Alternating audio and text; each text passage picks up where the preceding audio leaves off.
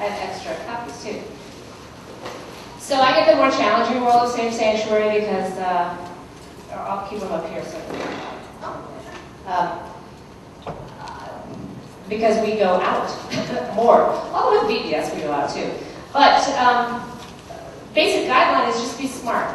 When you take kids outside, make sure they can see an adult. Where you are, that's what I tell the kids. Make sure you can see an adult, because if you can't, you're in the wrong place. Should a children's or youth activity be an outdoor program and difficult to comply with this policy, the person in charge take appropriate measure to make sure that the setting suits the activity, suits the activity, and children and youth are properly supervised.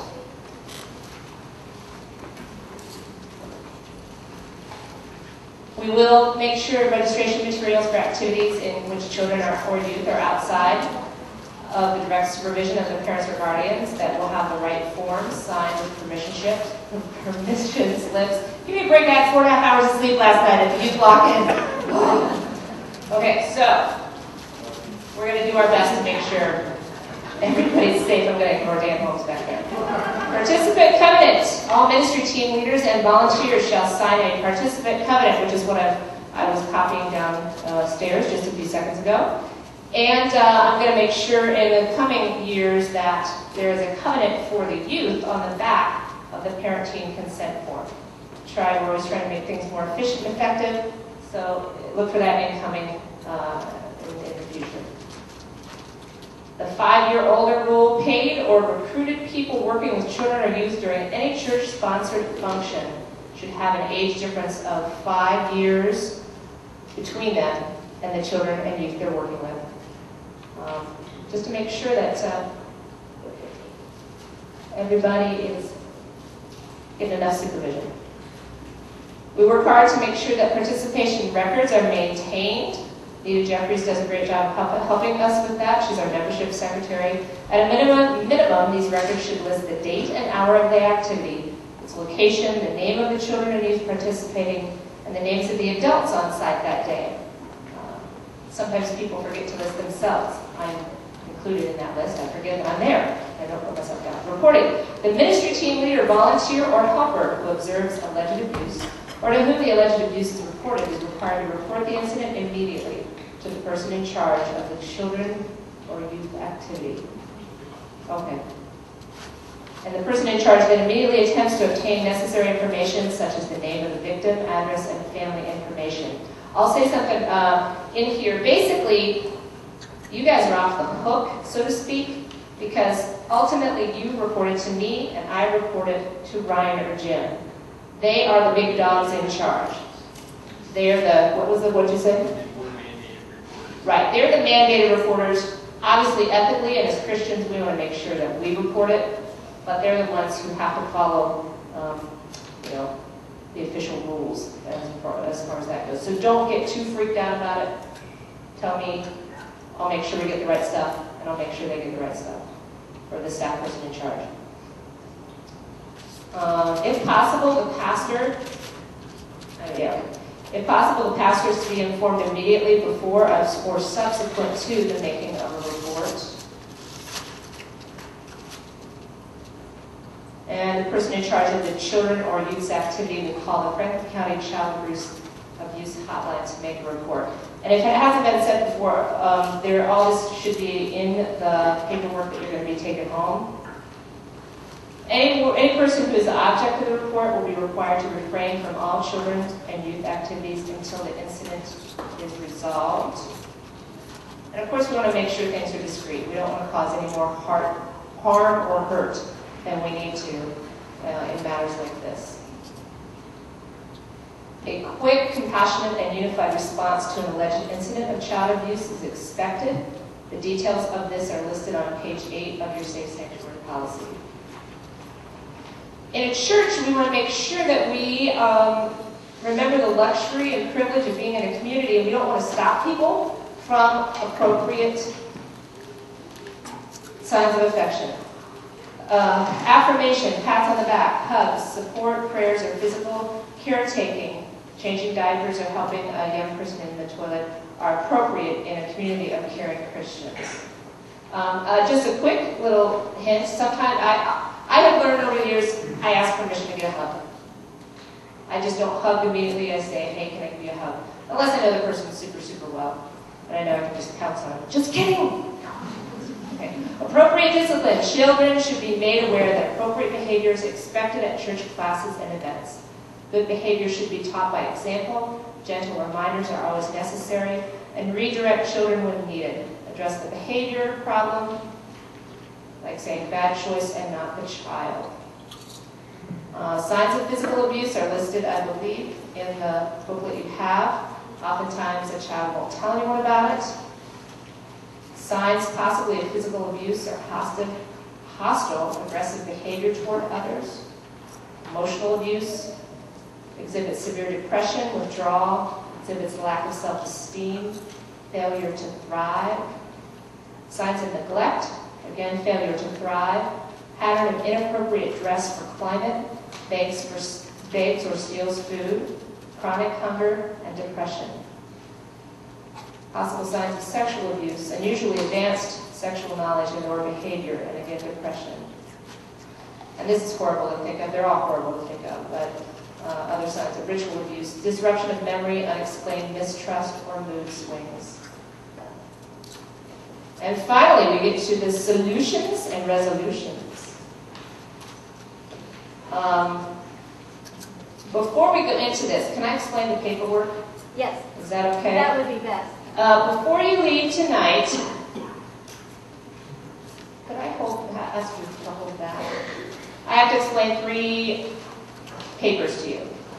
If you've already filled out a paper that you remember to say that says volunteer application on the front, it has 2 sides, and it's the one that you had to list references for. Raise your hand and just show me if you've already filled one of those out. Good news for you, you don't have to fill it out again. Yay! Question. If you filled this one out last year, you don't have to fill it out again. Yay! Remember that? Yay! All right. Unless you're going to change an address or change a cell phone or something like that, okay? Yay! Okay. These 2 forms need to be updated every year no matter what. This is the form that says church youth worker notification and consent. This is the one that says we can run a background check on you. We should run a background check. And this says, I know that and you can do that. So you got to do that every year. The other one you have to do every year is the participation covenant statement. And then you're done. I mean, that's what we need. And we'll file these, by the way, in one spot with Amy Cooley. And they'll be locked away. We don't have copies in multiple places. We're really trying to keep it slimline right there. So those are the 3. I'm going to put them on the table there. If you want to take them and then bring them in at your convenience to Amy Cooley or myself, I'll make sure that they get to her. For you that work with younger children, they fill out the report. Yes. So we've got solutions and resolutions for those sticky spots that we have. Looks like Lana maybe. Well, it says, what if children and youth are checking in and you're the only scheduled adult? Well, that happens a lot in the youth ministry. An option is ask a parent to stay until the other adult comes, so that there's always 2 in the room. And the more we get in the safe sanctuary mindset, the more people will understand and totally say, oh yeah, sure, I'll stay. They'll expect it, they'll understand it. They'll hang out until, and the same goes for at the end of an event. Oftentimes I'm the only one left. And I'll ask somebody, just hang out with me until everybody's gone. So we can just get in that mindset and be prepared for that. You can also step out in the hallway, off to the sidewalk, any place that's a public area. So it just includes the possibility of more people coming by. The less private, the better. How about a child in the restroom, Lana? Encourage the child first to try to do their best to get their tights up. And so you can do it. But if not, what I told you before, if you have to assist, make sure to verbally tell the parent. If the parent acts upset, then maybe you need to come and tell me, or we need to, call the parent, maybe fill an incident report out if that's necessary. Hopefully it won't be. Instruct the child to come to, yes, instruct the child, come on over here, let's do it at the door. Can you at least make it to the door? And the door can stay open. It's not very private for them, but a lot of smaller kids are not private anyway, so. Okay, can you assist? Yes, but inform the parent. So we already went through those. And I think you had some gathering thing. Did you have some other issues? Or that was sidewalk. Well, I just want to say that when we're officially done with this portion, I invite anybody who works with the youth to come and we'll brainstorm. Oftentimes there are questions and we can just talk about issues that we face so that the people who work with children who may not have those same questions, we don't have to take their time on that. So as soon as we finish, youth people, why don't we meet back in that corner? Yeah, and if you have any other questions on Safe Sanctuary for children that hasn't been answered, I'll try to answer them, or we'll go through this again, so hopefully we can find our answer. We'll meet over there. As far as the Safe Sanctuaries is concerned, one of the reasons it's good to bring everyone in together is because the idea behind Safe Sanctuaries is not simply that we have policies that we follow. That's a part of Safe Sanctuaries. But what we really want is to create a culture within the church of Safe Sanctuaries, of this being a safe place for kids, where we take care of the kids. It's one of the reasons we talk about, signs of abuse, signs of neglect. As a church, as a nurturing community of faith, we want to be taking care of the kids, watching for them. We want to be serving as people who are really taking an interest in the kids and meeting their spiritual, physical, and emotional needs. And so, really, even if you don't end up volunteering for a specific children activity, youth activity, in an ideal world, the whole church would understand Safe Sanctuaries. Everyone would be keeping an eye out for things, and we would all be working together within it. So it's good to have as many people come together as we can, because the more people we have, the more the culture grows of being a Safe Sanctuaries culture. And it's changed a lot over the last year, and I think we're going in a good direction toward making a culture where this is all taken care of. And part of what you find when you look at the different things is we need the help of the whole church to make them happen.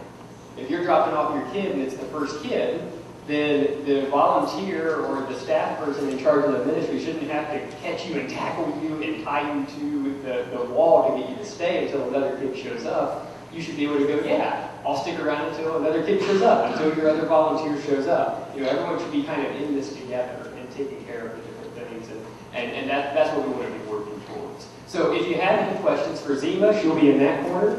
If you have any questions specific to Landis, she'll be in this corner.